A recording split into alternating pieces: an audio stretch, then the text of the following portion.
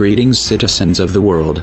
Throughout history, the world has been controlled by big ideologies such as religion, socialism and capitalism, to name but a few.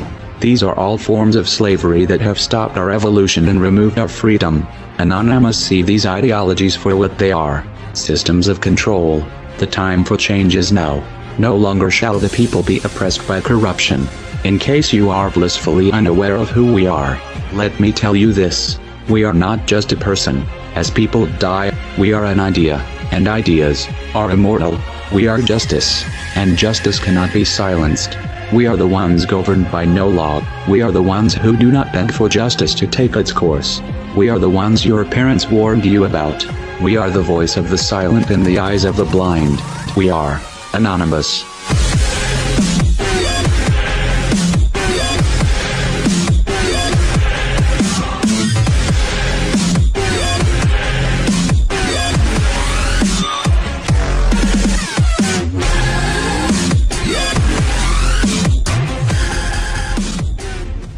The tendency to relate past events to what is possible in the present becomes more difficult as the scope of the geopolitical environment changes. It is a useful thing, then, to ask every once in a while if the environment has recently undergone any particular severe changes, thereby expanding our options for the future.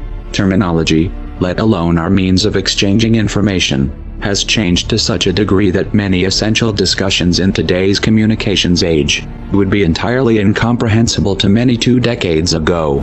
As the social, political and technological environment has developed, some have already begun to explore new options, seizing new chances for digital activism, and more will soon join in. It is time for the rest of the world to understand why. Everywhere you look, the world is suffering.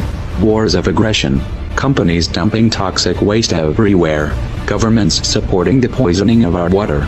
1/3 of the world goes hungry, while the other 2/3 throws away the third of their food.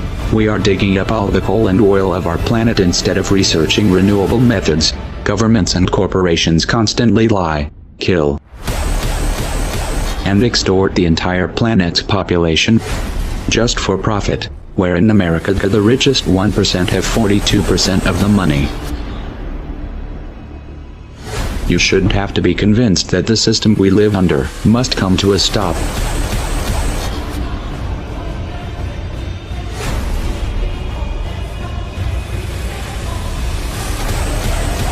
If you want to alter the course that we're on, there's only one way to do it. We need to wake up that public.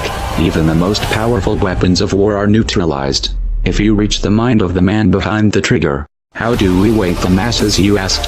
Don't wait for someone to answer that for you. Get creative. Act like your children's and grandchildren's futures depend on it. Because they do. No one wants to believe that their kids are going to live under a military dictatorship. No one wants to see this coming. So most people put their head in the sand and do their best not to think about it. Those who don't always begin with one question: what can we do? The first thing you need to understand here is, our problem is psychological, not material. You have the means to take back your power, and you don't need a set of specific instructions. You don't need someone to hold your hand and explain your role. You don't need someone to give you permission. Are you going to push this out of your mind because it's uncomfortable, or are you going to convert that discomfort into a driving force? No one can make that choice for you. I will tell you this much, Bo: if that thought itches in the minds of enough people, we will figure out a way to scratch it. And if that driven feeling is fully established in your heart, you will find a way to make it spread. The odds don't matter anymore. If you understand what we are facing, then you have a moral responsibility to do everything in your power to alter the course that we're on, regardless of the odds. It's only when you stop basing your involvement on the chance of success that success actually becomes possible. To strip the ill-gotten power of the financial elites and to bring these criminal cartels to justice will require nothing less than a revolution. The government is not going to save us. The government is completely infiltrated and corrupt to the core. Looking to them for help is completely arrogant.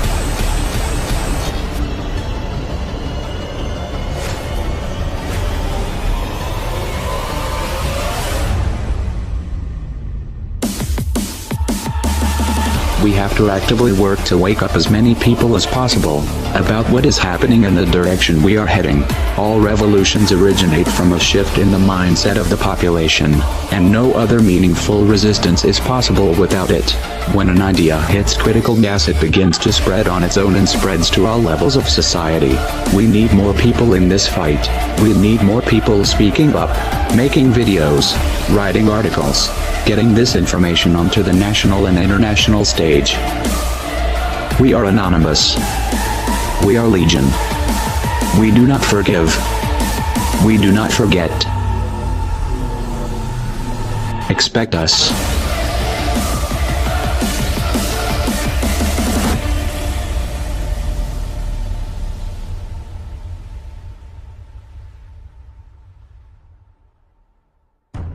We decided long ago that the dangers of excessive and unwarranted concealment of pertinent facts far outweighed the dangers which are cited to justify it. And there is very grave danger that an announced need for increased security will be seized upon by those anxious to expand its meaning to the very limits of official censorship and concealment. That I do not intend to permit to the extent that it's in my control. For we are opposed around the world by a monolithic and ruthless conspiracy that relies primarily on covert means for expanding its sphere of influence, on infiltration instead of invasion, on subversion instead of elections, on intimidation instead of free choice, on guerrillas by night instead of armies by day. It is a system which has conscripted vast human and material resources into the building of a tightly knit, highly efficient machine that combines military, diplomatic, intelligence, economic, scientific, and political operations. Its preparations are concealed, not published. Its mistakes are buried, not headlined. Its dissenters are silenced, not praised. No expenditure is questioned, no rumor is printed, no secret is revealed.